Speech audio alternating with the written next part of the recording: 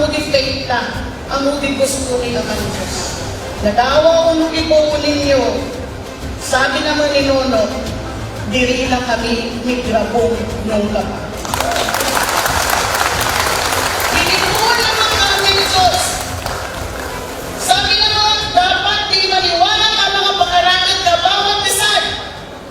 Dahil isip mo naman agusan mga tao na gusto magkarabong na nalaman kami. But definitely, that will never happen. Dahil mas maraypaman ako naman kung nagkakasad na po kami.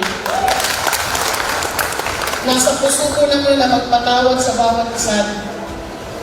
Nagayag po kami sa kapatawaran bawat isad. Tama na po ito.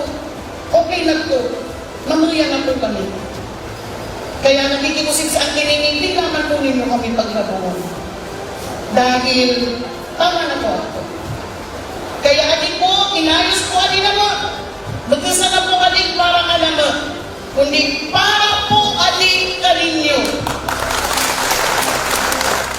Nagkarapong kaming magpipinsan dahil puro naman sineselid sa mga ligasiya kung ka naman kagigit. Kaya po ngayon ko at mas panahon naman pumuha. Taligasiya naman sa napinag-uusipang kapamilya. Papasalamat po kami sa inyo. Kahit pagkakataon na adik, na tinugutan po ninyo ang pamilya namang magkasal. Again, sabi ko naman ni Nono, ang importante, pamilya muna.